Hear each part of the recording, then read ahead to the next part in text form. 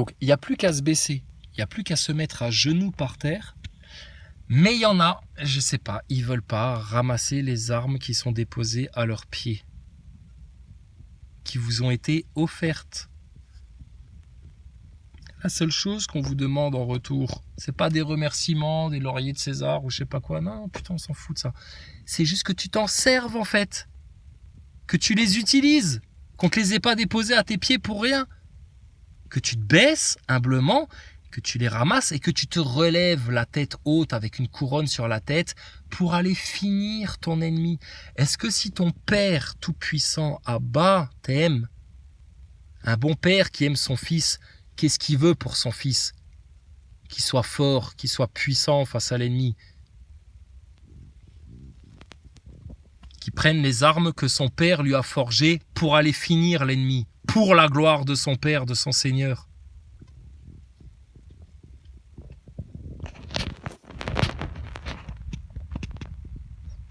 Et là, je te dis, en ce moment, vous êtes dans une période en plus où c'est hyper facile parce que là, votre ennemi, là, toute ta caste là de la RMP, ils ont les genoux fébriles, ils ont les genoux qui tremblent. Bruno Le Maire, il est obligé de se trouver un bouc émissaire pour faire avaler la Valda parce que sinon, ça va se voir que ils sont quand même vachement coupables et responsables d'un putain de sale crime contre l'humanité, le pire jamais imaginé. Même les nazis, c'est des boy scouts à côté de ce qu'ils sont en train de faire. Enfin, bon, bref. Bon, petite note humoristique à la fin. Yvan Le Bolloc, tu connais Yvan Le Bolloc? Comment il s'appelait là dans ce truc là? Jean-Pierre Convenant, non Jean-Claude Convenant là, t'en veux? Bon, Yvan Le Bolloc, il en peut plus lui, il a envie de l'éclater Macron. Melon 2000 il l'appelle, Melon 2000. Et à un moment donné, alors là j'ai vu les passer sur un plateau de télé, il s'est excité et tout, Yvan Le Bolloc il en a marre, mais pareil, il a pas cerné l'ennemi en profondeur, il n'arrive pas à appréhender spirituellement ce qui se passe, mais tu sens que du fond de son cœur, putain, il trouve ça tellement dégueulasse ce qui est faux au peuple. C'est un vrai gars du peuple, Yvan Le Bolloc. Il n'a pas oublié d'où il venait. Franchement, respect pour ça. Mais alors, à un moment donné, il m'a fait rire. Il est en train de dégueuler sur Macron. Et là, il y a un moment donné, il se lâche. Il dit non, mais c'est carrément des néo-nazis, le gouvernement. C'est un gouvernement de néo-nazis. Et là, il y a la petite journaliste de télé, tu sais, là, elle se rappelle aussi de ses fondamentaux. Elle sur néo-nazi, elle dit non, s'il vous plaît, monsieur Le Bolloc, là, attendez, on peut pas tout dire quand même. Là, ça va un peu loin, là. Tu sens tout de suite la carte antisémite qui plane au-dessus de leur tête. Putain, mais alors ça, ils en sortiront aussi jamais. Ça fait depuis Dieudonné, bordel, qui sont scotchés à leur antisémitisme là comme des moules, putain, à leur falaise. Et ils en décrotent pas de ça. Mais c'est pas possible. Tu peux pas expliquer à quel point ce gouvernement est réellement un gouvernement de nazis aux ordres pour un projet mondialiste global d'un Reich européen, putain, pour asservir toute l'humanité, là. Au pire des trucs, tellement ils sont aveugles, écervelés, endoctrinés, conditionnés, soumis, lâches, hypocrites, tes journalopes, là, tu dis néo-nazis sur un plateau pour expliquer à quel point ce gouvernement, mais oui, c'est le terme, c'est des néo-nazis. Avec des gueules de gendre idéaux, avec des gueules de petits gendres sympatoches comme ça. Les faux culs de première, la pire des races de serpents qui vient avec tous les apparats de séduction pour putain te faire la pire des horreurs dans ton dos. Tu connais les pervers narcissiques introvertis? Eh ben eux, c'est des pervers narcissiques introvertis puissance 1000. Pour eux, violer un enfant, c'est comme toi aller voir un match de foot le samedi soir au stade. C'est un hobby pour eux, d'accord? Tu comprends un peu ce qu'on a en face là?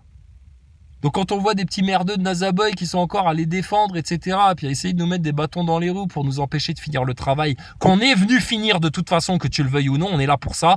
Franchement, vous nous faites rire les gogoles. Retourne dans les jupons de ta mère et puis va pleurnicher, putain, va te faire une bonne grosse introspection là et reviens quand tu seras guéri. On n'est pas là pour te soigner, je suis pas ton psy moi, Nazaboy.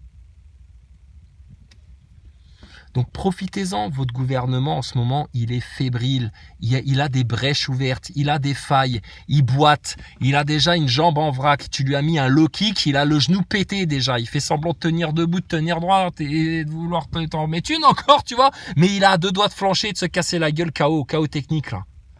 Maintenant, prochaine étape, si vous voulez les finir, après, si vous voulez vous faire durer le plaisir encore, c'est votre problème. Mais si vous voulez vraiment en finir pour vos enfants, pour les travailleurs, pour les retraités, pour les Français, etc., que vous êtes vraiment dans un vrai état d'esprit de fraternité, là, dans l'amour du Christ, c'est tu prends ton lead en main, tu reprends ta souveraineté, tu vas devant les loges, tu vas devant les médias, et c'est fini, on n'en parle plus. Rien que de faire ça, mon gars, ça va venir faire dérailler la locomotive du nouvel ordre mondial. T'as pas idée comment.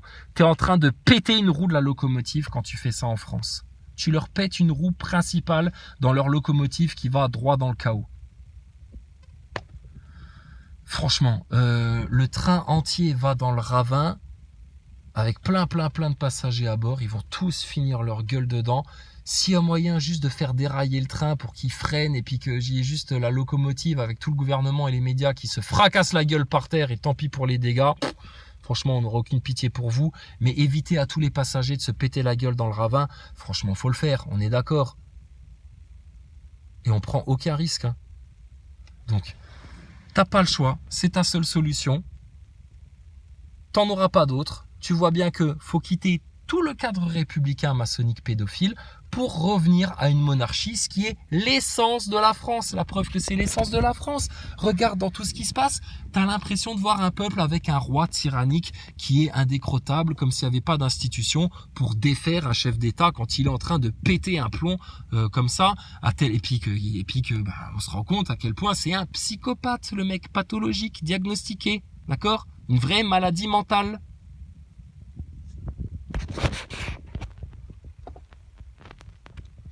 Donc, encore une fois, c'est pas qu'on a toujours raison, c'est qu'on dit tout le temps la vérité et que tu vois bien qu'il n'y a rien à part la vérité. Tout le reste, c'est du mensonge, de la prise de tête, de la palabre, des chichis, on se cache derrière son petit doigt, on fait semblant, on est hypocrite, on regarde pas les choses en face, c'est tout. Et que, au bout de ce chemin étroit là, la seule chose qu'il y a à chercher, à trouver, à demander, à vouloir, à adorer, c'est ton Seigneur Tout-Puissant, Dieu l'unique qui a créé toutes choses, le mystère des mystères. Le grand alchimiste qui a tout créé, qui connaît tous les éléments, et qui est un océan d'amour inconditionnel. Et en même temps, un océan de justice et de colère pour les orgueilleux, les hypocrites, les impies, les mécréants, les scientistes à deux balles, les menteurs, les fraudeurs. Tout ça. Donc franchement, que notre Seigneur nous préserve de sa colère, qu'il nous accueille dans toute sa miséricorde, qu'il nous pardonne tout. Pardonne-nous, Seigneur, tout dans le doux nom de Jésus-Christ, je t'en supplie. Pardonne-nous, Père, tous nos péchés. Qu'on ne subisse pas le châtiment que tu vas faire subir à nos ennemis. Et à nos ennemis, franchement, vous êtes vraiment en train de vous engager dans un chemin de mort, dans la pire des choses que vous pouvez vous imaginer. Et c'est tellement vous avez, ça va être à la hauteur de votre vice, c'est que ça va vous prendre par où vous n'allez pas le pressentir, vous n'allez pas le voir venir, et vous allez ouvrir les yeux quand vous y serez, quoi. Et ça va être horrible pour vous. Épargnez-vous ça, c'est réel ce qu'on vous raconte, tu vois bien, on t'a pas menti sur la picouse, on t'a pas menti sur Thomas Pesquet, on t'a pas menti pour l'homme sur la lune, on t'a pas menti sur ton gouvernement, on t'a pas menti sur Davos, le grand reset, tu vois bien que ça existe, tout le monde en parle maintenant, c'était pas sorti de la tête des complotistes, c'était pas un délire, quoi d'autre ? Tout ça. Donc ce qu'on te dit là sur Dieu, etc., c'est réel, tout pareil. Vous allez finir les grands perdants de la création à force de vous rebeller à Dieu comme ça. Et ceux sur qui vous avez tellement craché, calomnié, etc., montré du doigt, tellement insulté, pour qui vous avez eu autant de jalousie, de haine, etc., eux, ils vont avoir une récompense que tu n'imagines même pas. Pendant que toi, tu seras en train de savourer ton châtiment, mon pauvre. Donc réfléchis bien. Hein.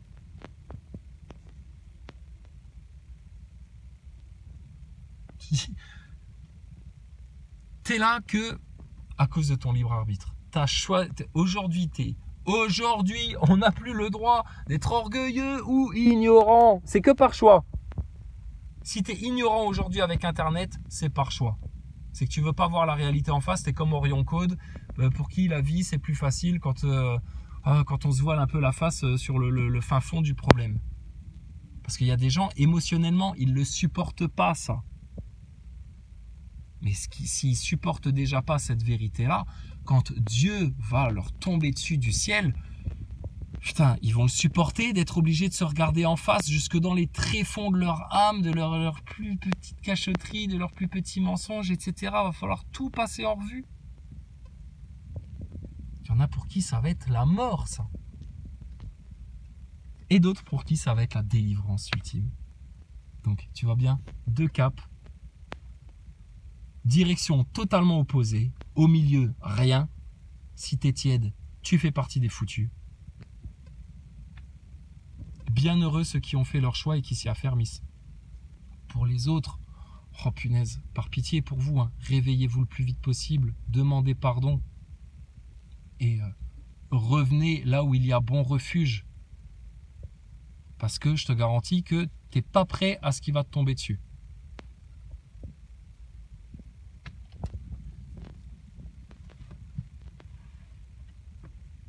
Et tu choisis, soit toute la vérité là maintenant est ta délivrance, dans la gloire de l'Éternel, dans son amour et notre pardon. Nous, on vous accueille comme des frères à partir du moment où vous arrêtez de servir le mauvais camp. Soit c'est toutes les vérités là maintenant, et ça déjà ça va te faire mal, ou alors ça va être toutes les vérités, si tu les rejettes, que tu continues à faire ton azaboy, toutes les vérités, tu vas te les prendre quand même, mais en plus tu auras les tribulations, tout ton délire, ta guerre mondiale, la marque de la bête, ton dajjal et à terme l'enfer éternel. Franchement, faut être raisonné, lucide et cohérent. C'est un choix vite fait en fait ça. Et tu te rends compte, la seule chose qui te bloque pour revenir dans le bon cap, t'as vu ce que c'est, petit Nazaboy? Il y en a plein des comme toi en France. C'est l'orgueil, l'ego. D'accord? Alors, je vais aller te montrer vite fait la différence entre l'ego et l'âme. Et puis après, bah écoute, vraiment là, tu auras tous les éléments là pour bien comprendre ce qui t'arrive. Et puis ben juste passez-vous le mot. Prenez votre lead en main. On se retrouve devant les loges, devant les médias. Une fois que vous serez là, les Français, il y en a d'autres qui vont venir prendre le relais pour vous les finir. Vous aurez déjà fait 80% du boulot. Le jour où les Français sont devant les loges et devant les médias, ils ont fait 80% du boulot de leur délivrance. Que le Seigneur vous guide, vous renforce, vous aide et qu'il abatte nos ennemis dans une honte qu'ils ne surmonteront jamais, qu'ils soient amenés à genoux devant la gloire, la puissance et la justice et la vérité d'Allah le Tout-Puissant, et que enfin Jésus-Christ de tout son esprit descende sur la France pour asseoir toute l'autorité du Très-Haut sur la France et les Français, et que tout rentre dans l'ordre. C'est soit ça, soit tribulation, guerre mondiale, ta marque de la bête et l'enfer à terme. Tu choisis le meilleur des caps, ou alors tu as l'embarras du choix dans les voies de la perdition, et elles seront toutes plus douloureuses, décevantes et ruineuses les unes que les autres. Bon, regarde, c'est tout simple. Ceux qui sont dans l'orgueil et ceux qui cherchent Dieu. L'ego contre l'âme. On l'avait déjà montré ça il y a longtemps. L'ego, il cherche à se servir. L'âme, elle cherche à servir les autres. L'ego, il cherche à être reconnu à l'extérieur, le paraître, tu vois, tout ça. L'âme, elle cherche l'authenticité intérieure. Elle veut la vérité. Elle veut Dieu à l'intérieur. L'ego, il empêche d'accéder à l'âme. C'est ton pire ennemi à l'intérieur. C'est ça, le vrai djihad, c'est de massacrer l'orgueil. Parce que c'est la laisse de chien que Satan te garde au cou pour te faire tout ce qu'il veut.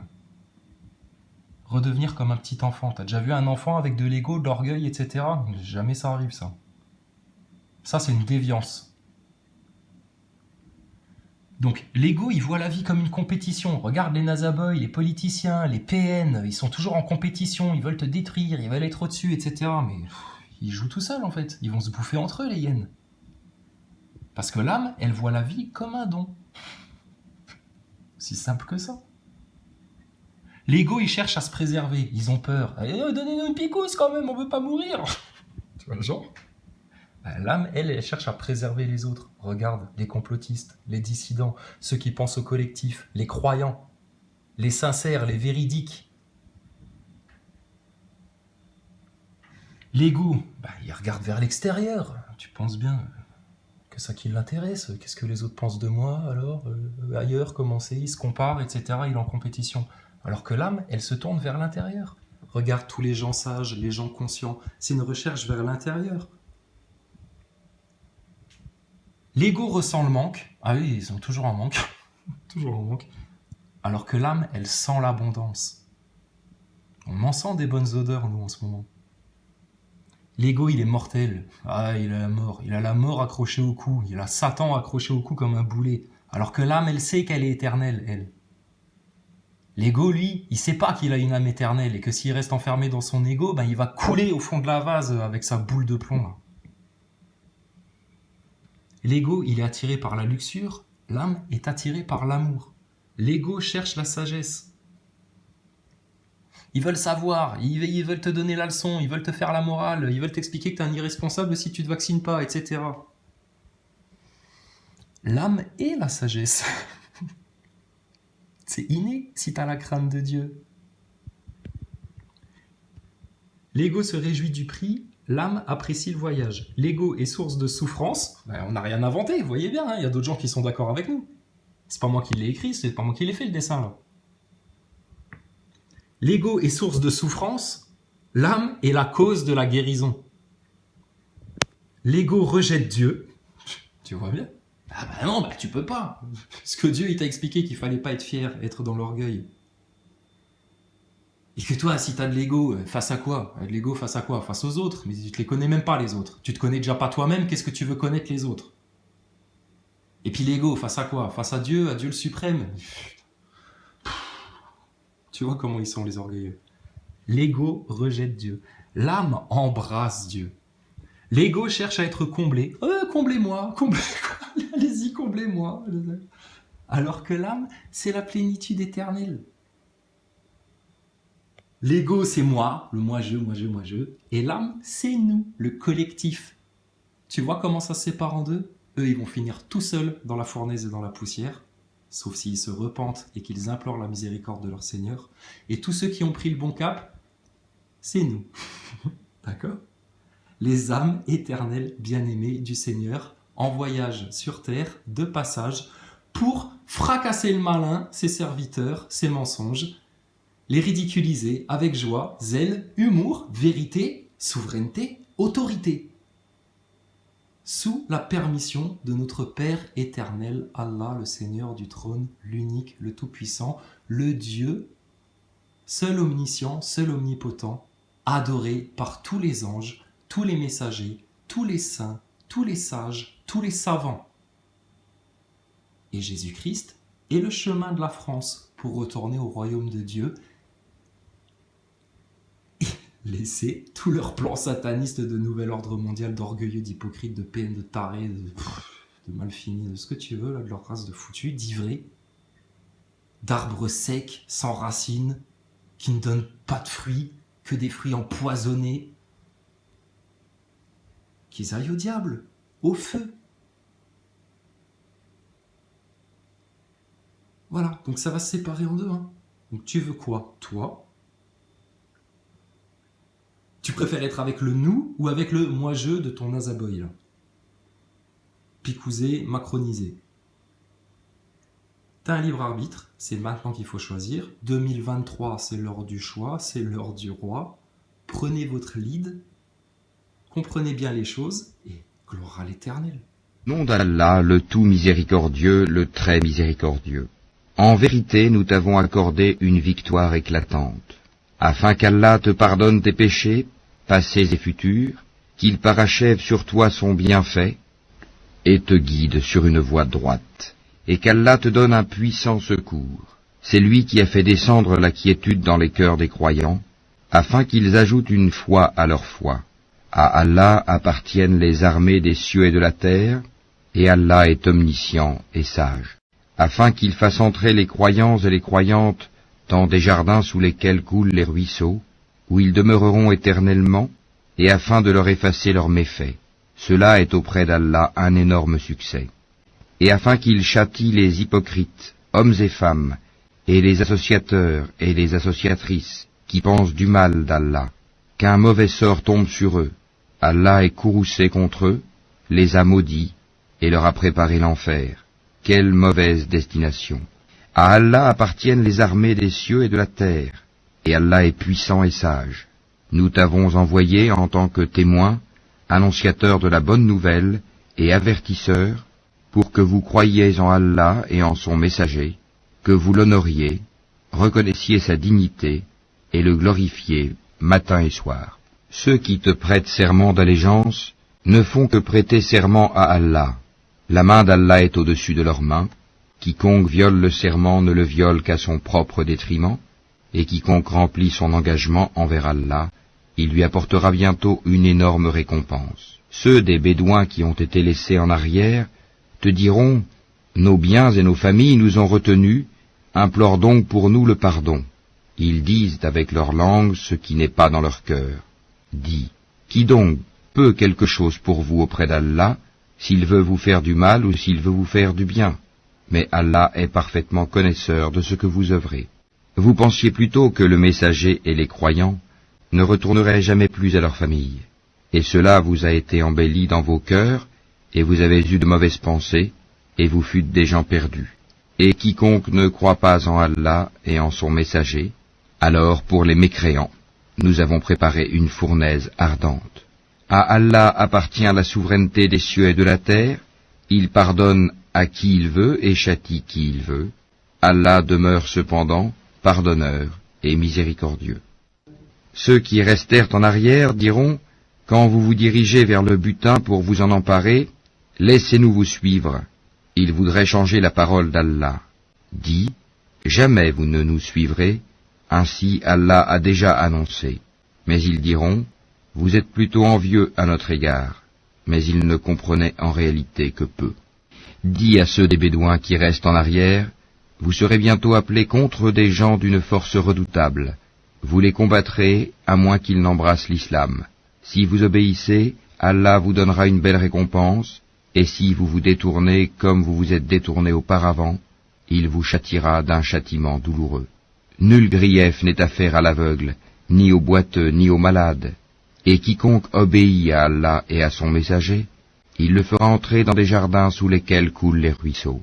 Quiconque cependant se détourne, il le châtiera d'un douloureux châtiment. Allah a très certainement agréé les croyants quand ils t'ont prêté le serment d'allégeance sous l'arbre. Il a su ce qu'il y avait dans leur cœur et a fait descendre sur eux la quiétude, et il les a récompensés par une victoire proche, ainsi qu'un abondant butin qu'ils ramasseront. Allah est puissant et sage. Allah vous a promis un abondant butin que vous prendrez, et il a hâté pour vous celle-ci, et repoussé de vous les mains des gens, afin que tout cela soit un signe pour les croyants, et qu'il vous guide dans un droit chemin. Il vous promet un autre butin que vous ne seriez jamais capable de remporter, et qu'Allah a embrassé en sa puissance, car Allah est omnipotent. Et si ceux qui ont mécru vous combattent, ils se détourneront, certes, puis ils ne trouveront ni alliés ni secoureurs. Telle est la règle d'Allah appliquée aux générations passées, et tu ne trouveras jamais de changement à la règle d'Allah. C'est lui qui, dans la vallée de la Mecque, a écarté leurs mains de vous, de même qu'il a écarté vos mains d'eux, après vous avoir fait triompher sur eux. Et Allah voit parfaitement ce que vous œuvrez. Ce sont eux qui ont mécru et qui vous ont obstrué le chemin de la mosquée sacrée, et ont empêché que les offrandes entravées parvinssent à leur lieu d'immolation. S'il n'y avait pas eu des hommes croyants et des femmes croyantes parmi les Mécois, que vous ne connaissiez pas, et que vous auriez pu piétiner sans le savoir, vous rendant ainsi coupable d'une action répréhensible. Tout cela s'est fait pour qu'Allah fasse entrer qui il veut dans sa miséricorde, et si les croyants s'étaient signalés, nous aurions certes châtié d'un châtiment douloureux ceux qui avaient mécru parmi les Mécois.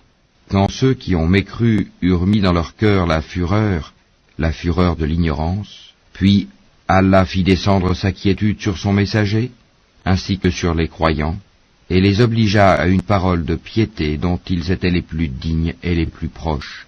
Allah est omniscient. Allah a été véridique en la vision par laquelle il annonça à son messager en toute vérité, vous entrerez dans la mosquée sacrée si Allah veut, en toute sécurité, ayant rasé vos têtes ou coupé vos cheveux, sans aucune crainte. Il savait donc ce que vous ne saviez pas. Il a placé en deçà de cela la trêve de Houdaïbia, une victoire proche. C'est lui qui a envoyé son messager avec la guidée et la religion de vérité, l'islam, pour la faire triompher sur toute autre religion. Allah suffit comme témoin. Mohammed est le messager d'Allah, et ceux qui sont avec lui sont durs envers les mécréants, miséricordieux entre eux. Tu les vois inclinés, prosternés, recherchant d'Allah grâce et agrément. Leurs visages sont marqués par la trace laissée par la prosternation. Telle est leur image dans la Torah.